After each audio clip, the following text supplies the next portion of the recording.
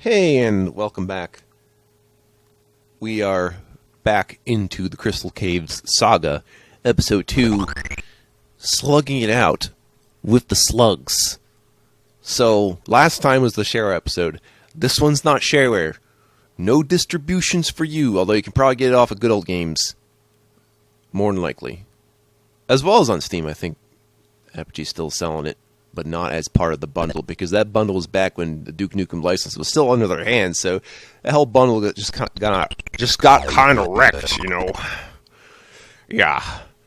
So, this time we're getting the slugs, to sell for, medicine for these aliens. Now, it says Mule War in Errata 6. I wonder if that's a reference to the game MULE. You know what I'm talking about? I forget what that actually stands for, but I'm thinking it's that game. That first one by EA.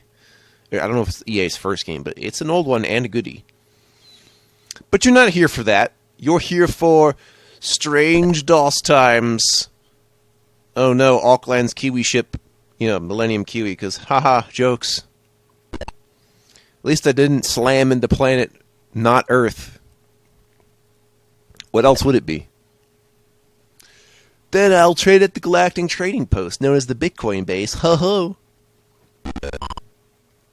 What else do we know? Well, the insides have changed. They're still not caves.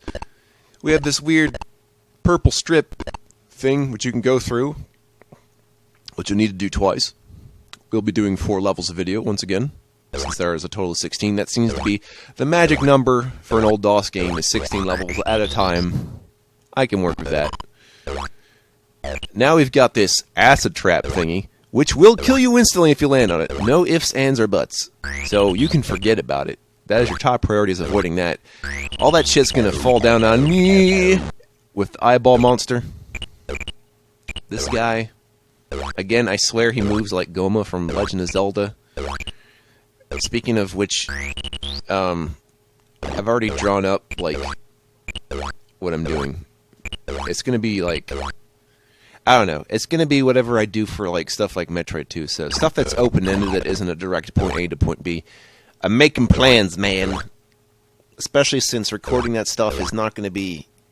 Well, it's not difficult to record. I just mean, I got to decide how to time this stuff. Since my time is precious, and it doesn't matter if I have to, keep pausing, but... Yeah, plus, with the way they save and stuff, you know. So, bats. This guy. Girders. The gems in this episode are all squares, which makes me think they're, maybe they're breath mints? Yeah, of various flavors. You got your spearmint, your peppermint. I guess the red can be cinnamon, and the blue is just... The blue is Cool Ranch for no reason. I don't know, it's cool something. Maybe it's blue raspberry. Are raspberries blue? No, because lemons are also not pink. Whose job it was to make those flavors, I don't know, but it's yeah, I just slap a color on it and it tastes different magically. It's no, it just looks cool. Coming soon to Crystal Caves mods. Colors other than the 4 presented. And seeing how this is EGA, you're really only getting 16 colors at a time. No VGA nonsense. Although, you're probably familiar with the fact that VGA adapters are still a thing if you want to run old machines, so you should be familiar with VGA adapters. At least I hope you are.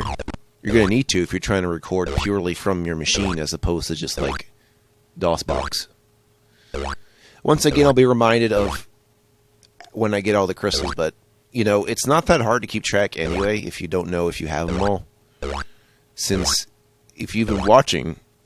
the first set, all the levels are the same size, the same big old square with sometimes a lot of empty space, but you can usually see all the level in your travels, so missing something is not something that's going to happen, I don't think, unless it's those hidden fruits. Is that what you're thinking now? Are you thinking what I'm thinking? Yes, porridge.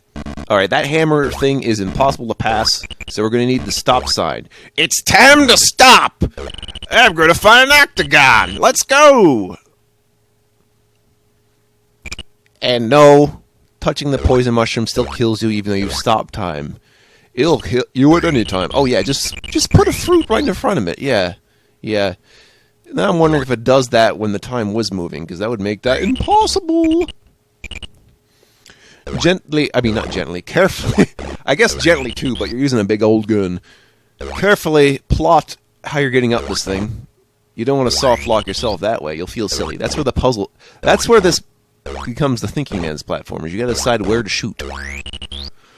When and where to shoot. Or sometimes if you don't feel like shooting at all. You know, you don't have to kill everything. Just stuff that gets in the way, mostly. You know, if you can dodge the big critters, maybe we can just forget about them like I did with that eyeball man not too long ago. But this guy, I would want shot, so he's like occupying one space instead of two spaces. So, yeah. And also trying to shoot, you know, the remains on top of each other when I have bunches of snakes and those green things. I don't know why we have those, like, two of them, as they're doing pretty much the same thing. Yeah, see? I don't need to go up there. Screw that. If you're going for all points, you have fun. I'm good. We got this box-like area. Oh, well, that was going to fall. Alright, so this is a little annoying because there's an enemy behind those gems. But you can tell where it is as it's dropping the egg, so, I mean, that's good forethought. Apparently, wherever I just jumped instantly spawned a fruit. So, inconspicuously, I've been inconspicuously filled with food, larger than my entire body. That is wonderful. What else is over here? Oh, nothing. Just another gun. And the key, if you want to use it. I mean, I do have some amount of fun doing this. Although, now that I think about it, with, you know, treasure chests and Milo being some sort of, you know, crystal collector, I was thinking, wait a minute, this is a prototype of a Wario-style game, if you think about it. It really is. This is... Wario did not exist yet. Wario didn't exist until like about 92 or 93 or something. So this is the proto-Wario game. For DOS. OG, man. OG. With the space aesthetic. Because why not? Although that doesn't really come into...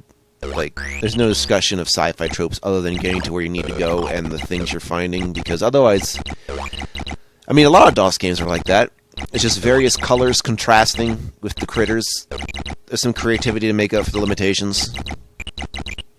Last time we saw this background, I was an upside-down person. Not anymore.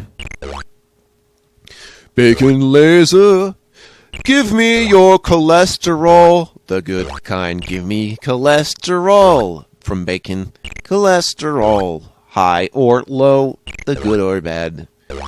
There's a couple more guns for your gun show. Indeed. Well, this would have been easier, but this guy's hanging around the oxygen tank like a puss. Sour puss, strange Pac-Man cousin. That's what we say. In the way, get out of it. Caterpillars among us. The boogus, no. That kind of bugs me, though, because it's just like, dude, 20 years ago, IRC Mafia. I had enough of that style of game a long time ago, and seeing a new generation go through it makes you wonder if they understand the pitfalls of the social engineering game. Should really just not... No. I think there's just a bad design choice to have a game like that. Maybe it's just because you have to actually lie to people in order to win. I mean, there's that, too. You know, so really it's a game about learning about how politics works. Isn't that horrifying? Your children are learning from space assassinations. In space. Tonight on... Yeah. No one's talking about that, though. Actually, no one's talking about how that's what's being advertised by Unity, because that's what I use Unity for, to make a game like that. No, I thought Unity's for, like, making independent 3D stuff at random. I wouldn't expect Unity to be a 2D game engine. That seems rather silly. Then again, I think they used Unity for Crystal Caves HD, so I guess that you can just do anything you want with Unity, I suppose. It's really only got a bad reputation because, you know, the gateway to actually using it is, like, it's very user-friendly, which means pretty much everyone and their grandmother can make a game on it, which means there's a lot of crap, but that's just by purely numbers. Like, you're going to find something you don't really care about. That's just odds and ends. Plus, you never really know. Like, you can't just review someone's game made back in the garage. I mean, maybe you could, but who's going to know about it? Falling rocks! Oh, we had a level like this before. This exact same background and style, too. Now with less bullshit. Nah, I doubt it. I did a re-recording of this today because I was going to use my previous recording. Well, I don't know. It feel it needed a little more poots. Some chutzpah. Some chapoots. So check out this. You know, the red mushroom that gives you immortality temporarily. You can use that to walk through the poison mushrooms. Want to see? You get to hear the sound effect, too, without dying. Now, you see that tornado up to the right? It sucks you in even more than the tuba does. In fact, I think there's one in episode 3 also, but yeah, this is like... That little tornado is the first unique mechanic I've seen all episode. Probably the only one. But if you somehow are good... good scrub. If you're somehow good, you can take that power mushroom, go all the way up to it, and destroy it. This will allow you to get all the goodies in that area. Which are optional, by the way, except for those gems.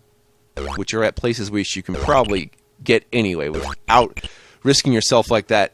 Caterpillar blocks the oxygen, get the fuck out. I remind of those Genesis games where they have, like, or, you know, just games of that style where they have bosses made out of circles. Like, you know, the dragon and ghosts and goblins.